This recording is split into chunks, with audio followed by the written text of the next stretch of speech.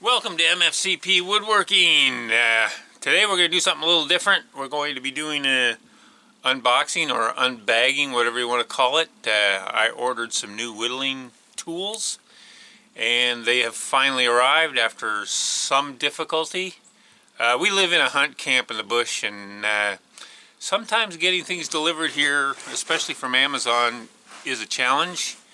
It took 2 extra days and a couple of complaints to customer service, but they finally managed to get in here and get it delivered, followed the instructions, and I'm happy to have it. So, without any further excuses, here it is, and I'm going to open it. I know what it is. It's a whole new kit. Oh, it comes in a nice bag. Look at that. And I got a scissors here to open it. So we're gonna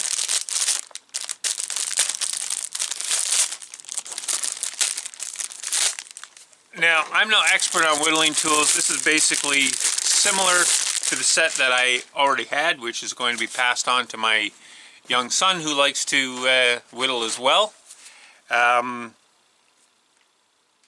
They're inexpensive, and I chose them because I'm comfortable with that style right now. I'm sure there's other stuff out there that's better. In fact, if you know of better stuff, someday I'm going to want to upgrade again. Go ahead and leave the information in the comments. I'd be more than happy to peruse them. I just know that these are inexpensive, and I like them enough that they work. I started with a box cutter, so what do I know? Okay, so here we are.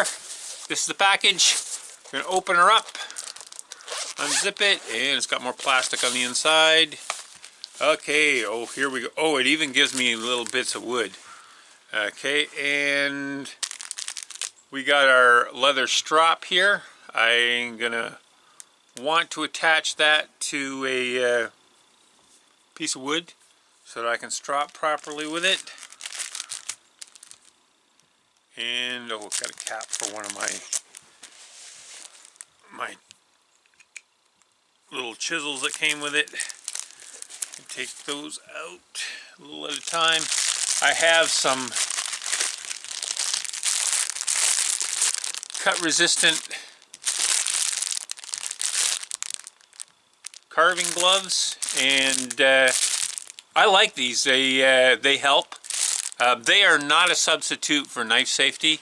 I'm kind of irritated when I see people online show their gaffs that they put in themselves right through their gloves, blaming the gloves for not being tough enough. They're not a substitute for knife safety. Some of the cuts I saw, they were obviously doing something a little bit sketchy or stupid, and hence got a cut. I'm not saying I'm not going to cut myself. I think we've all cut ourselves. This here is the compound that goes on the strap. I get to melt that into the surface. It's basically wax with a very fine grit in it that'll hone your knife edge very, very smooth. Very good thing to have, and I'm looking forward to getting that set up because I want to get to work with this quickly. I'm having trouble with the elastic here. Trying to do this one-handed. Okay. As you can see, there are a set of small chisels in there. These are little gouges. And some flat, whatever. Those are nice little addition that I don't have in my original kit. I just noticed that the caps keep falling off of them. Make sure that stays on there. I got 2 pieces of basswood, which will be fun because I have actually never carved basswood in my entire life. There's none of it growing in the bush here. I'm going to take the knives out one at a time. There's actually some sandpaper here. That's a interesting thing to have there. There is a basic rough knife here. This is very similar to the one I have. Looking forward to using it. It's going to be nice and sharp to start with. A little more expensive handle. Put that one back in there. Also, here is a detail knife. This one able to work with a little finer. I think take some of these out of the package. Lots of extra plastic. You see this is a little knife like that. Go back to the other one quick. Make sure blade protectors are put on there.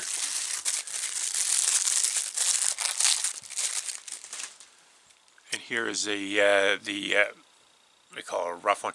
The only complaint I have about these is probably stupid, probably my inexperience and all. I'd actually like something a little bit longer as far as the blade goes, because I find that my sweeping cuts, especially even making the chest pieces, which are nice and small, I had a hard time reaching across the flats on some of these things. I'm unlikely to buy something longer or newer, partly because it's going to cost me money I don't have right now.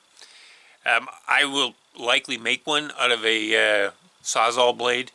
The thicker ones will work good. I've got a couple of those stashed away just for those purposes. It's just time-wise hard enough to make projects, never mind make a knife on top of everything else. And there's one other knife that was in the other set as well, and this is the hook knife for spoon carving, something I just recently tried. And this one has a nice blade protector on it. That's good. It'll help me take better care of them.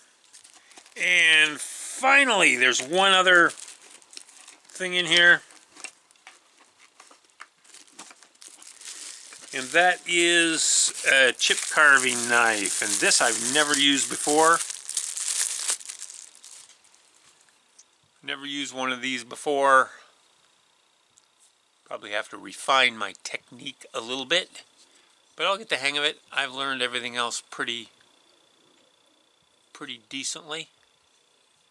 And I look forward to using these. Looking forward to the point that I might mess around with it tonight a little bit. I might do it tomorrow. I will definitely be carving tomorrow at the very latest with this. My old set, like I said, is going to go to my son, and he's going to get to work on his technique. He's not using a box cutter.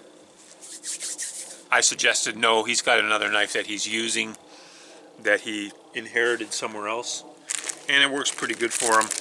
I dropped something there. I do not want to lose any of my kit. Not right away. Not really ever. And that is the new kit. I take my gloves out of the package too. Put them on, give them a try. They don't fit too bad. My hands are actually big. I don't think of them as big. I used to play basketball and I cannot palm a basketball. So I thought my hands were small. Then I work with plumbers, and when they trim out the toilet flange, sometimes a little cookie falls into the pipe. I can't go get it because my hand's too big to go down there and get it. And a lot of the other guys just reach down there and pull it out of there, which is... So, okay, I got big hands. Just not as big as I wanted. Okay, so with that, I have to figure out what I can do with these. Because I know basswood carves really, really nice. Better than probably anything I've ever used before. I don't want to spoil myself too much, though, because otherwise I'm going to want to do nothing but that. Anyway, that's the unboxing, and I will be using these. You'll see them in the future. You also won't see me with mismatched gloves on the video much anymore, because those will get passed on to my son as well. Okay, I got those at work. We use cut-resistant gloves all the time because we're working with metal studs. Easy to cut yourself. If you're working barehanded, you're almost guaranteed to cut yourself every day. But we're provided gloves. I didn't steal these. These are ones that people lost one of the gloves, so they got rid of the other one and got another one, so it was laying on the floor somewhere, and I happened to find a right-hand one and a left-hand one. So, and because I'm cheap, I used them. Anyway, that's what we got here. I'm going to put a link on one of the articles for this particular kit if you're interested. If you're in the market for whittling tools, be careful, especially buying on Amazon or one of the other sites, in the sense of make sure you're not paying too much. Shop around. Sometimes you'll find exactly the same set for greatly differing prices. This one cost me about $35 Canadian plus shipping. I've seen exactly the same set on the same platform from a different seller for over $200 Canadian. So that'll give you an idea. It pays to shop around. You can save yourself some significant money and end up with exactly the same thing. Anyway, thanks for watching. Next week we'll make sure you got something to look at that I'm actually making. Anyway, have a good day. Time flies whether you're having fun, so make sure you make the most of it.